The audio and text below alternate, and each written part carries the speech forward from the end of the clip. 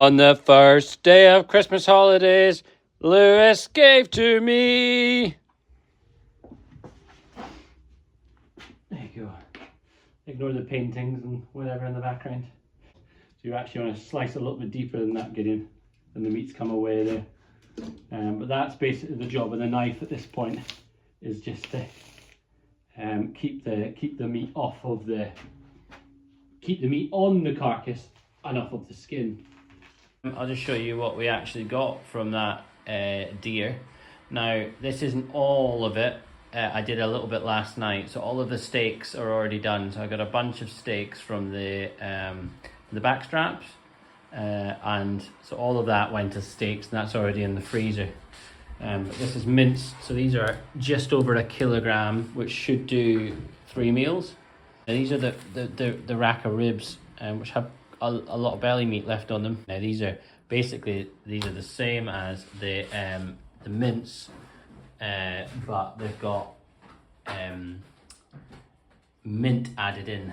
So you make the mince, and then you just mix in an egg, some onion powder, some mint in it, and I think that's it. We added in salt as well, salt and black pepper.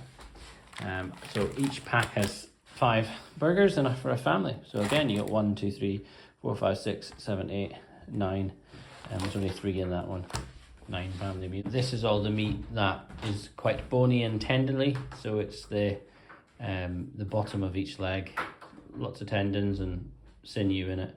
So you can put it in the mince, but it's very fiddly and little reward. This is the next day. I left it to slow cook overnight, and this is exactly what you want to see, is just that the meat just absolutely falls apart and all the bones just get pushed out. The bones, of course, provide flavour. So, it's not complete laziness, it's also method in the madness, because the bones hold all the flavour. There's lots of tendons that become soft, like, for example, the tip of that joint there will have a tendon on the end, that white bit, which is just soft and will melt in the mouth. Almighty Gideon, your chariot, what's it called? Almighty Gideon, your chariot awaits.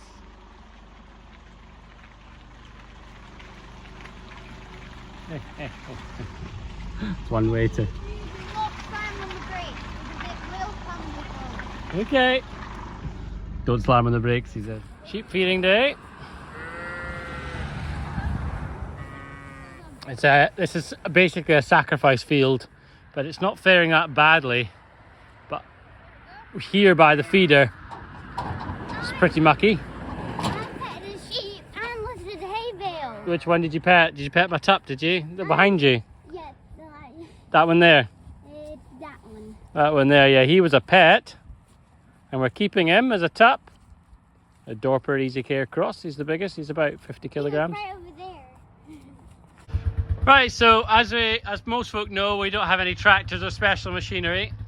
This is the oats that I've collected. It's about 400 kilograms, plus this metal thing, which is probably about 100. So it's half a ton in weight.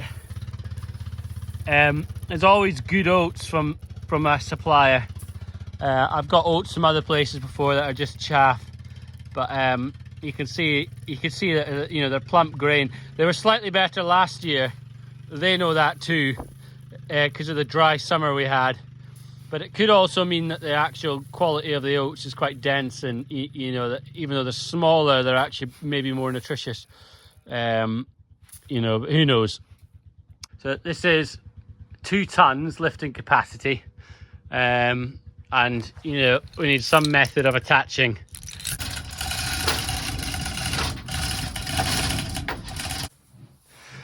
There we go, we managed to get the low oats basically lifted up so that it can all come out to the trailer, and now we're going to bag it up.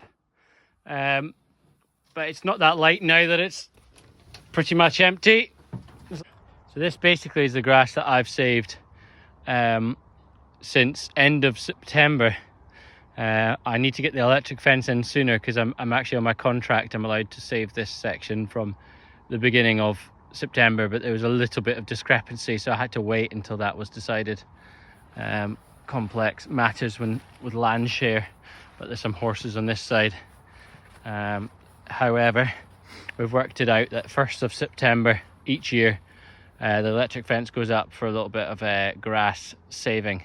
Now, if I'd got it in a month earlier, it would have been twice as big, I reckon. Now, the interesting thing from animal feeding is that if you give an animal all that it can eat, it'll go from body condition to slowly up to body condition 5.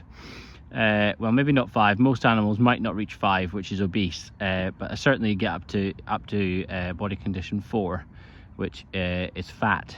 So you know, 4 is fat, very healthy, and 5 is obese. But 4 is actually too fat for a lot of things. But basically, they won't usually conceive that easily if they're body condition 4.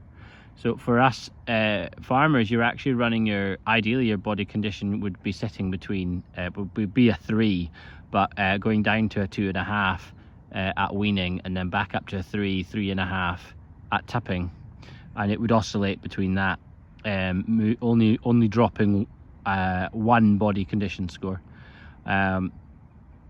So all animals are like that. Certainly all grass grazers, given the option, they'll put on weight and they'll fatten up. Some animals to obese, some animals to just fat, and then they'll stop. And at that point they'll tick down into tick over. Now, so the horses on this side, you know, basically they can be, I don't body condition horses, I've got no experience in that. But what I do know from my research is that the maintenance percentage, so just for a horse to remain in its body condition score as it is, it's something like it needs to eat 3 or 4% of its body weight. You know, it might even be as low as 2. You know, so a horse doesn't need to eat a lot. But what a horse will eat, given the option, is like 6-7% of its body weight, which is an enormous amount. So by saving grass, even for horses, actually, and slowing them down so they can't eat as much as they want. Yes, they'll look at you like they want more food, but slowing them down is actually a really good thing for you know, just basically making sure your grass lasts all winter. You know, so the grass has grown, but so has the rushes. You know, and if you look on this side, rushes are very tall and grown. On that side, they're not. You know, even up there, the horses eat the rushes, marginally stay on top of them. So, you know, there's not a trace of weeds, grass, and the rushes are certainly, you know, the nice new green rushes are getting on top on. Whereas here, there's green rushes coming up. You know, this is a new rushes growth, which a horse would eat, but it's not eating here. So, you know, different management styles have pros and cons. The sort of saving grass with electric fence option, it's not quite rotational grazing, but just grass management, has a lot of pros that I am quite keen on. Namely, those advantages are, you know, that your animals don't actually need to eat as much as they would do if you give them ad lib, so you can have more animals, more profits. Also, the grass on the ground is healthier. So in spring, this section that I'm standing on grows grass. It's been rested at winter. Some of the nutrition's gone back into the ground and into the roots. It actually, because we keep the horses off this section and just put sheep, the sheep don't, you know, I don't let the sheep eat it to the extent that it's eaten as badly as that. And what I find is that actually when the sun starts coming out, this section grows, where down there it doesn't. And that having been eaten and down to the bone and left white and bare all winter, all the grass is dead. So all that grass dies, and it takes a while for that thatch to burn off and for the new green growth to come through it. So I thought I would just show you the body condition score with a diagram. So we can see here, if we zoom in, now this is a cross section of an animal, and it's actually the back vertebrae. So if you run your hands down the back of even a dog, or you know, even your own back, you'll get to a point where your ribs stop, and then you've got vertebrae that have no ribs, and this is what this is a cross section of. So you've got a body condition score 1, which is, you know, on death's door. I actually think this diagram's quite kind. I think a body condition score of 1 is worse than this, but you can see the muscle tissue is eaten away. The ribs are standing out proud. So if you were to look at this animal, you'd actually see an animal that you can see the ribs on. Kind of looks like a carcass walking about. And then this is a 2. So some farms actually run their animals down to a 2, and it can be okay, but you're close to unhealthy. But you can get some good results if you know, if your animal is going down to a 2 and up to a 3, you can get some good results. But this is basically the minimum that you want to see your animals at body condition score. So you can see the ribs and feel them, but there's a bit of reserve and a bit of meat on them. I like to keep mine's minimum body condition 3, so I'll start feeding. If something dips to a 2, I'll start feeding it and looking after it a bit more carefully. But this body condition 3 is really where I want to dip down to. So this is, you want to get down to this because basically animals that are in a body condition 3 are in their optimum health. They're fit, they cycle more, which means they're more likely to get pregnant. They run around, they're active. They haven't got as much reserve as a fat animal, but they're good and well.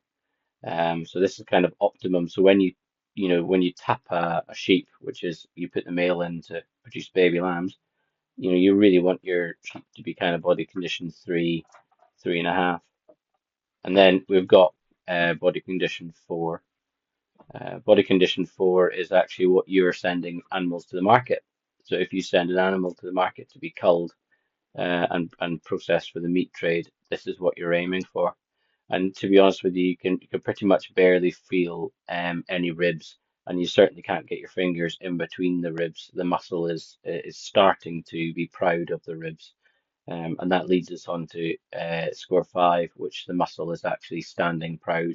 Even if you squeeze, you almost can't feel any ribs, any of the short ribs, and this animal's technically a beast. Hopefully that gives you an overview. And this body condition scoring actually, these diagrams are for sheep, but it works with most animals.